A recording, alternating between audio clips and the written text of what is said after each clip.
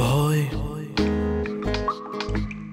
কিছু খুঁজে না পাওয়ার ভয়ে, হ্যাঁ ভয়ে কিছু না হারানোর ভয়ে, 33-এর নিচে নম্বর পাওয়া কোনো অজানা খাতায়, নাকি উল্টো করে ঝুলিয়ে রাখা কোনো মানুষের মাথায়। সম্পর্কের সাথে কান টানাটানি করলে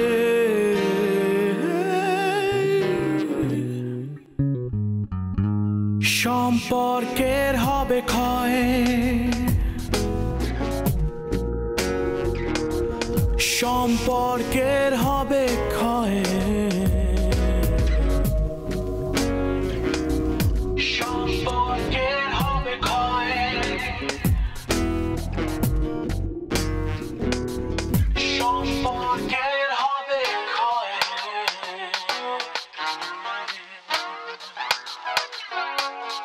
ভয়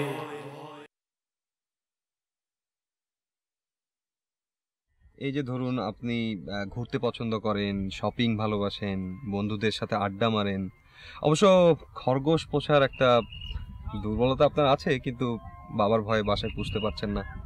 ওয়েট, আপনি আমার ব্যাপারে এত কিছু কিভাবে জানেন? আপনি মনে হয় ভুলে গেছেন, ফেসবুক নামে একটা জিনিস আছে যেখানে ঢু মারলেই সব কিছু জানা যায়। বাই দ্য ওয়ে, আমি কিন্তু আপনাকে একটা ফ্রেন্ড রিকোয়েস্ট পাঠিয়েছি, অ্যাকসেপ্ট করে নিন। Of course, no problem. বলুন কি খাবেন, ফুচকা চটপটি? আমি এখানে এর আগে আরো একবার এসেছিলাম, এখানে ফুচকাটা খুব পছন্দ।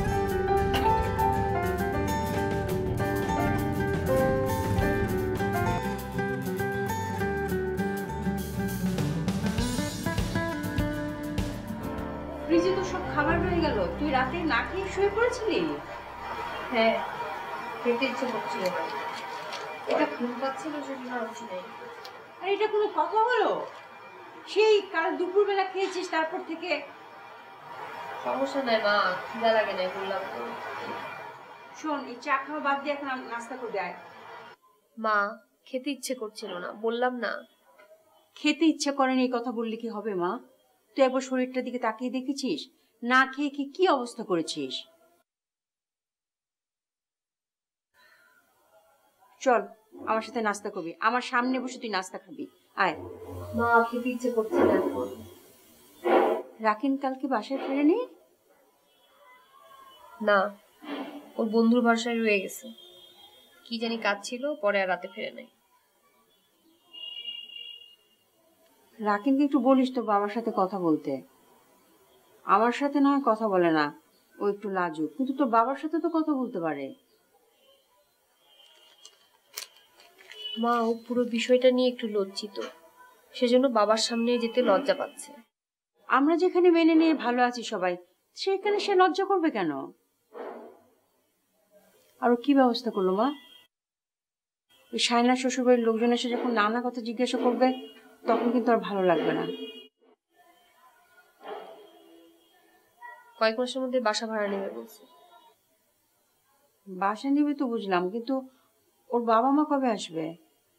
আর শোন, আমার কাছ থেকে তুই কিছু টাকা পয়সা নিস, ওই শপিং করে দিস রাকিনের জন্য। লাগবে না। আবার লাগবে নাকি? কি রকম কাপড় চোপড় পরে ঘুরে বেড়াচ্ছে?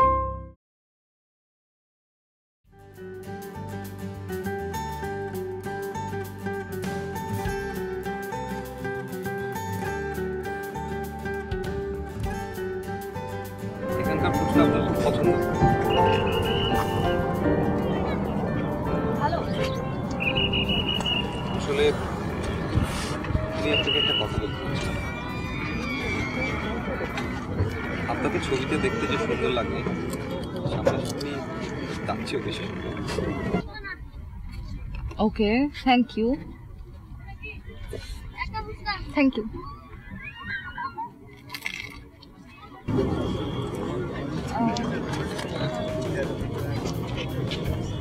আচ্ছা, ইফ ইউ ডোন্ট মাইন্ড, আমার একটু যেতে হবে। এখনই চলে যাবেন? জি, আমার একটা ইম্পর্টেন্ট কল আসছে।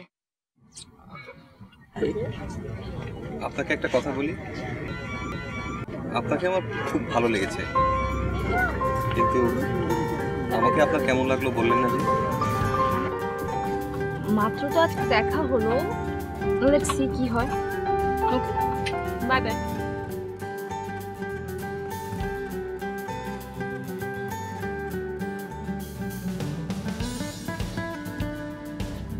আমি আপনাকে কিছু কথা বলার জন্য ডাকছিলাম।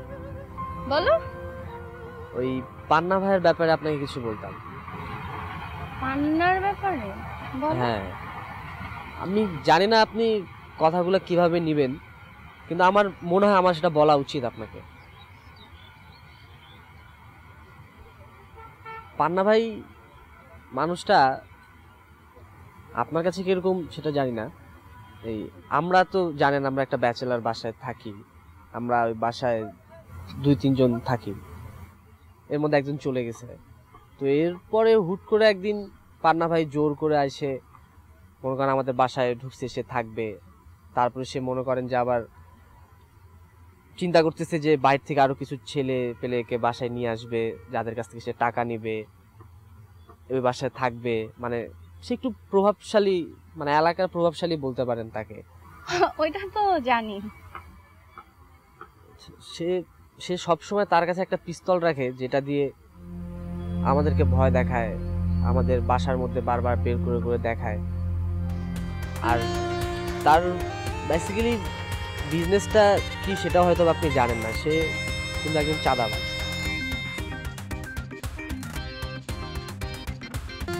আর অসীম ভাইকে তো চিনেনি, অসীম ভাই চায় না যে পান্না ভাই আমাদের সাথে থাকে। আর সেদিন হচ্ছে অসীম ভাই আপনাকে আর পান্না ভাইকে দেখছে একসাথে, আর তারপর আবার সেটাও টের পাইছে যে আপনি কোয়েল ভাইয়ের বোন। সে এখন চাচ্ছে যে কোয়েল ভাইকে সবকিছু খুলে বলে দেবে। তো আপনি একটু পান্না ভাইকে বুঝান বা তাকে একটু বলেন। Thank you. হ্যাঁ, আসলে তুমি এগুলো না বললে আমি আসলে জানতাম না।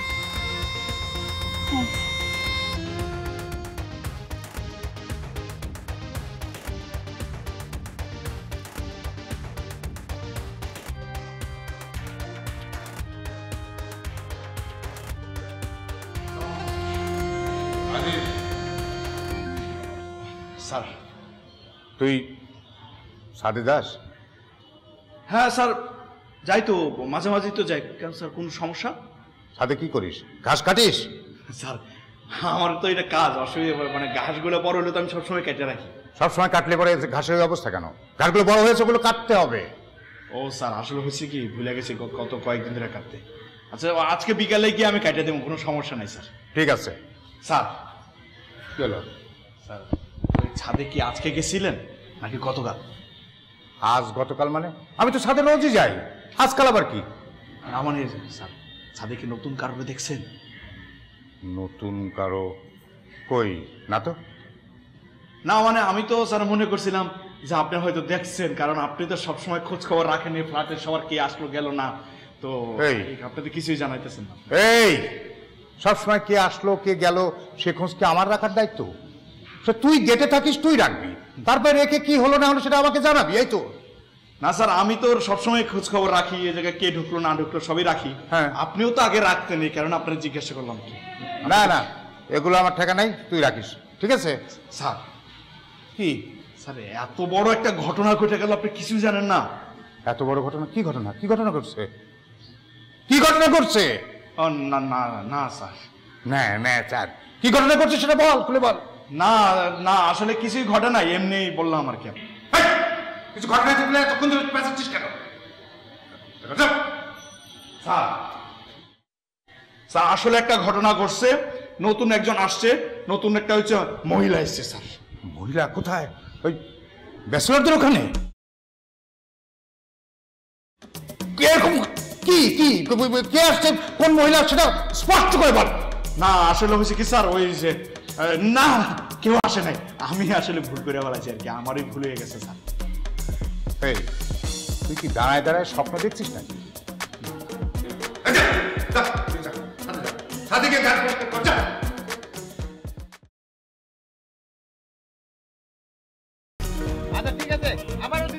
না ভাই বাংলাদেশে? ওকে, রাখো রাখো। হ্যাঁ।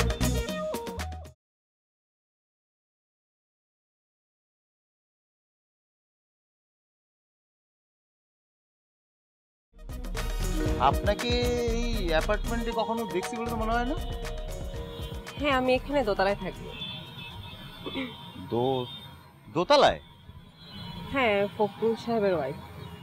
ও ইয়েস, ফখরুল সাহেবের ওয়াইফ। মানে আপনি হচ্ছেন মেরিন ম্যাডাম, আমি রাইট? ওরে ভাই, আমি আমার ওই যে আমার ফ্ল্যাটে ব্যাচেলাররা থাকে আর কি, আমি রাকিব। আমার ফ্ল্যাটে ব্যাচেলাররা থাকে, আমি তো আমেরিকায় থাকি। এই যে কয়েকদিন আগে আসলাম, আসার পরে আপনার সম্পর্কে অনেক শুনলাম। আপনার হাজবেন্ড বাইরে থাকে, আপনি একা মানুষ, কত কষ্ট করে এখানে থাকতেন। সিরিয়াসলি একটা মেয়ে যে কিভাবে এত স্ট্রাগল করে সেটা আমি মানে আপনার গল্প না শুনলে বুঝতামই না। মেরিন ম্যাডাম কেমন আছেন? হ্যাঁ, ভালো। আসি মানে ছাদে তো আর কেউ নেই, আপনি ছিলেন, আমি আসলাম, গল্প করি একটু। না, অন্য কোনো সময়। Thank you. না মানে আপনিও ফ্রি, আমিও ফ্রি, আমরা তো ছাদেই আছি, একটু গল্প করি, সমস্যা কি? সুন্দর বিকেল, একটু আলাপ টালাপ করলাম, গল্প করলাম। আচ্ছা, আপনার প্রবলেমটা কি? আপনি বুঝতে পারছেন না আপনাকে আমি বারবার ইগনোর করছি, তারপর এইভাবে ননসেন্সের মতো ডিস্টার্ব করছেন কেন? আপনারা প্রত্যেকটা পুরুষই একই রকম, মেয়ে মানুষ দেখলে আপনারা গলে যান। ছেঁচড়া কোথাকার।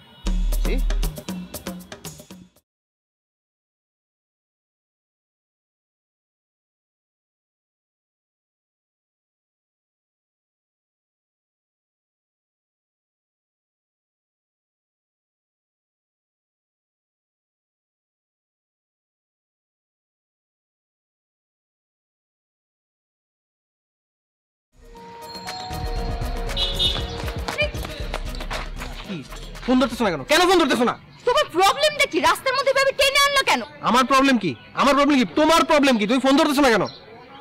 তোমার একটা কমন সেন্স নাই, তুমি এভাবে রাস্তার মধ্যে টেনে নিয়ে আসলা? না, আর আমি তোমার ফোনটা কেন ধরবো বলো? আমি তোমার লাইন কেটে দিচ্ছি, তুমি দেখছো, তুমি তারপর আমাকে কেন কন্টিনিউয়াসলি ফোন দিচ্ছ বারবার?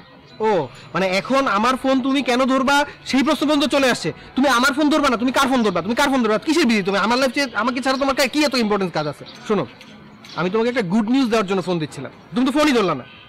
কি সে ভালো নিউজটা কি যার জন্য তুমি আমাকে এতবার ফোন দিছো? বলো এখন বলো। দেখো, আমার চাকরি হয়ে গেছে, মানে এর চেয়ে বড় গুড নিউজ আর কি হতে পারে? তুমি যেটা চাইছো এতদিন সেটাই তো করলাম, চাকরি নিয়ে নিছি। জব হয়েছে? সো আপনার কত টাকা বেতনের জব হলো?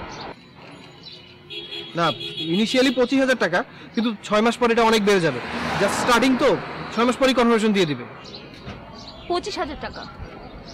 25,000 টাকা দিয়ে তুমি সংসার চালাবা আমাকে নিয়ে? তুমি কি সেই স্বপ্ন দেখছো? তাহলে ভুলে যাও প্লিজ। 25,000 টাকা ফার্স্ট অফ অল কোনো টাকা না। দেখো, আমি তো এখন তোমাকে বিয়ে করতে চাচ্ছি না।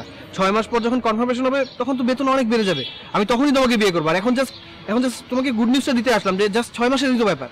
প্রনিল, আমি 6 মাস কেন, আমি আর 6 দিনও ওয়েট করতে পারবো না। এনাফ ইজ এনাফ, অনেক হয়েছে।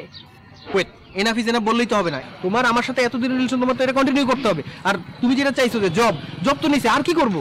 তোমার যদি আমাকে এত বিয়ে করার ইচ্ছা থাকে তাহলে এখন কেন যাচ্ছ না এই প্রস্তাব নিয়ে আমার বাবার কাছে? আমার বাবার কাছে কি বলো যে আমি আপনার মেয়েকে বিয়ে করতে চাই, 25,000 টাকা আমার বেতন। সাহস থাকলে। খো সায়না, আমি তো এখন বলতেছি না 6টা মাস। By the way, whatever, এগুলো তোমাকে বলে লাভ নেই। আমি অলরেডি একটা ছেলের সাথে দেখা করে এসেছি বিয়ের কথাবার্তা বলার জন্য। কি? ও তার মানে তুমি এই ডেটিং করতেছিলে, এই জন্য তুমি আমার ফোন ধরো নাই? এটি তোমার মেইন নিউজ? তোমার এখন অন্য ছেলেকে পছন্দ হয়েছে, তার সঙ্গে ঘুরতে যাও, তাই তুমি আমার ফোন ধরো? হোয়াট এভার ইট ইজ, ওইটা আমার বাবার ফ্রেন্ডের ছেলে, ওর সাথে আমার বিয়ের কথাবার্তা চলছে। ও তোমার থেকে দেখতে শুনতে অনেক ভালো, ওয়েল এস্টাবলিশ। ও তার মানে তুমি এই ডেটিং করতেছিলে, এই জন্য তুমি আমার ফোন ধরো নাই? যা ছিল প্রণল আমাদের মধ্যে সব শেষ হয়ে গেছে, আর নেক্সট টাইম আমাকে আর কল দিবা না, যাও। আরে হ্যাঁ রে, কি খবর? আমার খবর এই তো, খাই দাই ঘুরি ফিরি, খুব আনন্দ। ফল খুঁজছে, ঝামেলা মিশছে। ও তাহলে কবে থেকে ক্লাস জানিস কিছু, নাকি এখনো বলে নাই? 4-5 দিন। আচ্ছা, তুই এতদিন কইছিলি? না না না, আমার আপুর বাসা আছে, এই যে খুব আপুকে চিনিস না? খুব আপু বাসায় ছিলাম এই কয়দিন।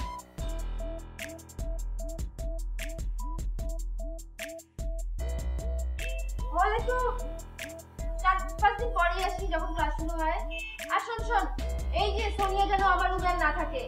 আমি যদি এবার এসে আমি আমার বেড শেয়ার করতে পারবো না, সোনিয়াকে পাইলে কিন্তু খুব খারাপ হবে। ওকে বলিস তুই একদম মারামারি পর্যায়ে যাবে। তুই ওকে বলে রাখিস আমার সাথে যেন বেড শেয়ার করতে না আসে।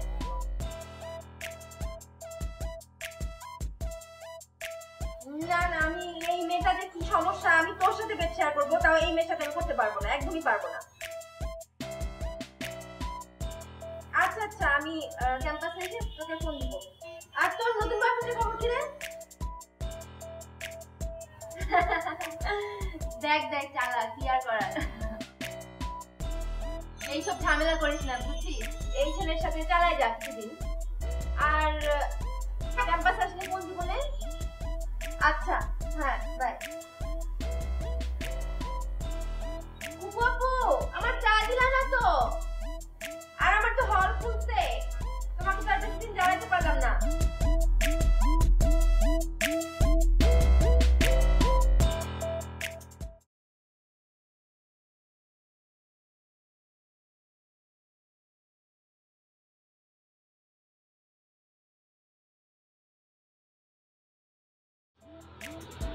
কি কোনো সমস্যা ভাই? কিছু বলেন, কিছু বলতেছেন না। আচ্ছা এই আজিজ সাহেব এখানে থাকেন না?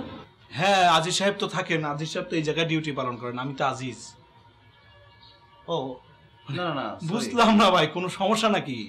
মানে ওই ফখরুল সাহেব, ইয়েস ফখরুল সাহেব এই অ্যাপার্টমেন্টে থাকেন না? হ্যাঁ উনি তো ওনার ওয়াইফ সহ থাকেন। উনি কি ব্যাচেলার নাকি? উনি তো ওয়াইফ নিয়েই থাকে। কি অদ্ভুত বলো তো। কি হয়েছে ভাই?